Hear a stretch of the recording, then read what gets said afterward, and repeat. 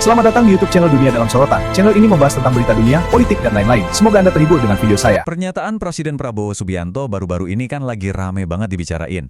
Nah, sebenarnya apa sih isinya dan kenapa bisa jadi sorotan? Yuk, kita bedah bareng-bareng hari ini. Oke, kita mulai dari akarnya dulu ya, dari kutipan yang jadi pemicu semua diskusi ini. Intinya sih, ini soal visi yang super optimis buat masa depan Indonesia. Oke, jadi ini dia yang bakal kita bahas. Pertama, pernyataan apa sih yang bikin heboh itu? Terus kita dalemin visi ekonomi dan kesehatannya. Gimana reaksi publik pro dan kontranya? Dan terakhir, pertanyaan paling penting, habis ini gimana? Yuk kita masuk ke bagian pertama. Biar dapat gambaran utuhnya, kita perlu tahu dulu nih, kenapa sih pernyataan ini bisa jadi pusat perhatian? Apa yang bikin beda? Jadi pernyataan presiden ini langsung, nyebar cepet banget, terutama di media sosial. Dan ini bukan cuma sekedar viral loh, tapi benar-benar memicu diskusi nasional. Semua orang jadi ikut ngomongin, mulai dari pengamat, akademisi, sampai ya kita-kita ini, masyarakat umum. Semua jadi bertanya-tanya, sebenarnya Indonesia mau dibawa kemana sih? Nah, pertanyaannya sekarang, apa sih sebetulnya isi visi beliau? Oke, kita kupas satu persatu ya. Kita mulai dari yang paling sering dibahas, yaitu soal ekonomi. Jadi, menurut Presiden, ada 3 keunggulan utama yang Indonesia punya. Yang pertama, jelas sumber daya alam kita yang luar biasa melimpah. Kedua, jumlah penduduk kita yang besar banget, ini kan pasar yang gede. Dan yang ketiga, posisi geografis kita itu strategis banget buat perdagangan internasional. Katanya nih, kalau 3 hal ini bisa kita manfaatkan dengan maksimal, wah, potensi Indonesia bisa jadi raksasa ekonomi. Nah, semua itu dirangkum dalam satu konsep kunci. Ketahanan ekonomi nasional. Gampangnya gini, ini tuh soal gimana caranya bikin negara kita lebih mandiri. Jadi kalau ada krisis atau gejolak ekonomi di luar sana, kita di sini tetap kuat dan nggak gampang goyah. Tapi, ekonomi kuat aja nggak cukup. Visi ini juga ngomongin pilar penting lainnya, yaitu kesehatan. Ya kan logis aja, ekonomi nggak akan maju kalau masyarakatnya nggak sehat. Makanya ada 3 fokus utama nih di bidang kesehatan. Akses layanan harus lebih gampang, fasilitas medisnya diperkuat, dan yang pasti kualitas pelayanannya harus lebih baik buat semua lapisan masyarakat. Oke, visinya kedengaran besar dan meyakinkan ya. Tapi gimana tanggapan publik? Nah, disinilah ceritanya jadi menarik, karena reaksinya tuh macam-macam banget.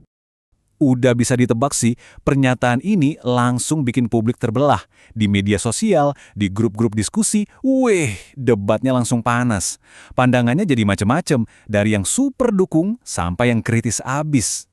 Nah, kalau kita lihat, pada dasarnya ada 2 kubu besar nih. Di satu sisi, ada yang optimis. Mereka merasa ini angin segar, sebuah harapan baru. Visi yang positif buat masa depan Indonesia. Tapi, di sisi lain, ada juga yang kritis. Mereka bilang, oke, visinya bagus, tapi mana buktinya? Mereka nuntut aksi konkret, kebijakan nyata yang dampaknya bisa langsung dirasain masyarakat. Dari semua perdebatan ini, baik yang pro maupun yang kontra, semuanya mengarah ke satu pertanyaan besar. Dan ini mungkin yang paling penting dari semuanya. Poin penting yang bisa kita ambil dari sini adalah, ternyata komunikasi seorang pemimpin itu punya kekuatan yang luar biasa ya. Sebuah pernyataan aja bisa membentuk harapan banyak orang, memicu perdebatan panas, dan ujung-ujungnya menentukan ekspektasi satu negara penuh. Ini bukan cuma soal kata-kata, tapi soal arah bangsa. Jadi, kita semua ditinggalkan dengan satu pertanyaan besar yang sama. Pertanyaan yang ada di benak banyak orang saat ini, apakah semua visi dan kata-kata yang penuh harapan ini nantinya benar-benar akan menjadi kebijakan nyata? Kebijakan yang betul-betul bisa kita rasakan dan membentuk masa depan Indonesia? Nah, ini yang patut kita tunggu bersama. Belakangan ini ada satu pernyataan dari Presiden Prabowo Subianto yang bikin heboh se-Indonesia. Sebenarnya apa sih isi visinya dan kenapa kok bisa langsung bikin publik terbelah? Yuk kita kupas tuntas bareng-bareng. Oke, jadi gini. Pernyataan ini tuh bukan pidato biasa loh. Ini semacam blueprint atau cetak biru gitu buat masa depan Indonesia. Makanya dampaknya langsung kerasa di mana-mana. Dari obrolan di warung kopi sampai perdebatan serius di panggung politik. Yang bikin ini viral itu bukan cuma karena yang ngomong presiden ya, tapi lebih ke isinya. Visi yang ditawarkan itu gede banget. Gambaran Indonesia jadi raksasa ekonomi dan bangsanya sehat semua. Jelas, ini langsung nyentil harapan sekaligus kekhawatiran banyak orang. Iya, pastinya, visi segede ini langsung bikin publik kebagi 2. Di satu sisi, optimis banget. Tapi di sisi lain, banyak juga yang langsung ngeluarin kaca pembesarnya. siap buat analisis kritis. Dan inilah yang bikin perdebatannya jadi penting banget kan? Soalnya ini menyangkut arah bangsa kita mau kemana. Oke, terus apa sih inti dari visinya? Jadi, Presiden Prabowo fokus ke dua pilar utama yang saling nyambung, ekonomi yang kuat dan masyarakat yang sehat.